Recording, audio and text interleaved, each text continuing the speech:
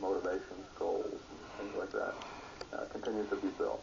Also, of course, the more tangible aspects of going to the gym are the physical conditioning it develops. And with a lot of the G-forces we pull, pretty much require that we be in pretty good physical shape, and the muscle toning is real important.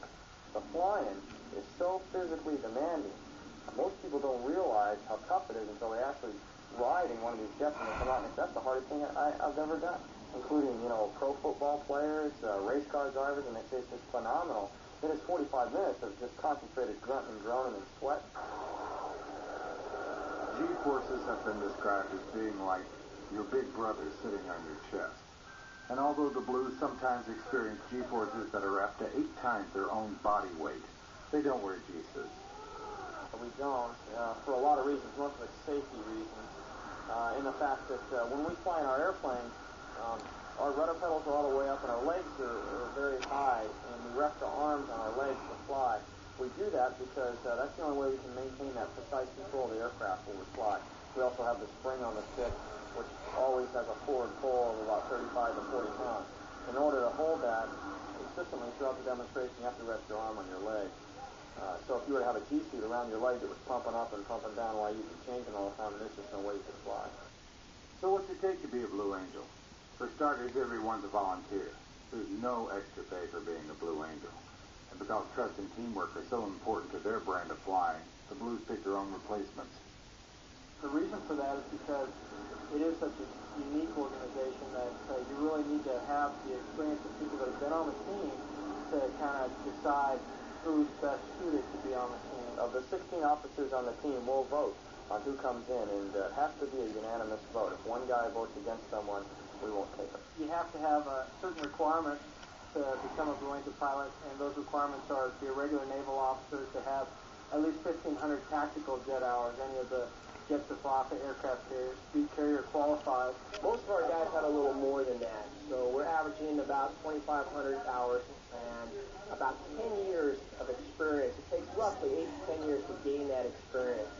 We've all done cruises on the carriers for about 3 years, and then most of us have come from being instructor pilots in the airplane.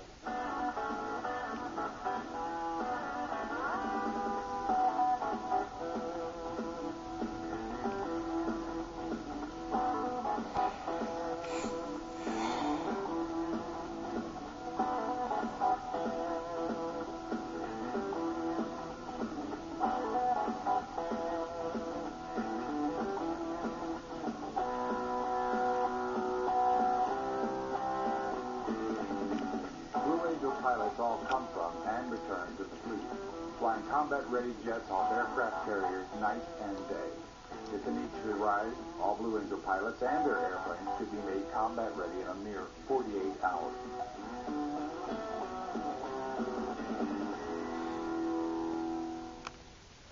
The Blue Angels are the oldest flight team in existence. Formed in 1946, their mission has been to bring naval aviation home to crowds, both young and old.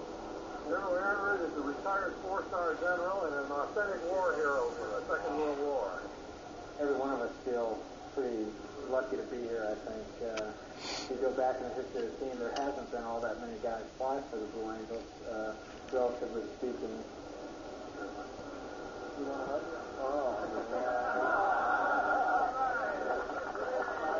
It's amazing. Once you're a Blue Angel, you're always a Blue Angel. And you're carrying the legacy for everybody else that has flown. So there's a certain amount of pride that goes along with flying. Right after World War II, naval aviation had played such a big part in the war, especially the war in the Pacific, that the powers that be in the Navy wanted the American public not to forget about naval aviation. So a team was created to bring the message of naval aviation to America's doorstep. And the first team leader was a gent named Lieutenant Commander Butch Forrest, who went on to be a Navy captain. He was designated the team leader, and I think he was about 26, 27 years old, fresh out of World War II, a war hero, and he was selected to lead the team and went on the road with it, and that was the beginning of the Blue Angels. When the direction came down from Washington to start this team, I happened to be, I was good fortune in the right place and with the right background to be called. I was a fresh-caught lieutenant commander, and I was 25 years old. I was selected. I was a bachelor and had done acrobatic flying. It was kind of one of the things I enjoyed doing. Being a fighter pilot, you better be comfortable upside down, right side up, low to the ground, high to the ground. What do you have for qualifications? I fit in the airplane, knew how to fly, and was able to devote 100% of my time to it since I didn't have to go home and take kiddies to the doctor and do things like that. So it also established, and I did establish the requirement that everybody on the team be a bachelor.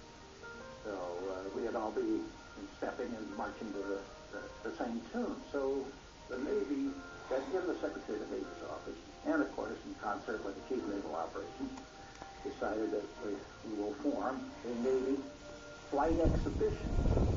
We were formed in the training command purposely to provide an incentive for the young cadets coming up through to say, here's what you will eventually be doing this type of flying. The idea was bring fighter aviation down, since we were fighters. It normally takes place well up in the sky and not in close view of the average public, general public. Bring it down to where they can see it. Unfortunately, I'd served, with a lot of wonderful pilots, and I was able to pick my people. And that made it easier. Because we were under almost emergency orders to get this thing in the air.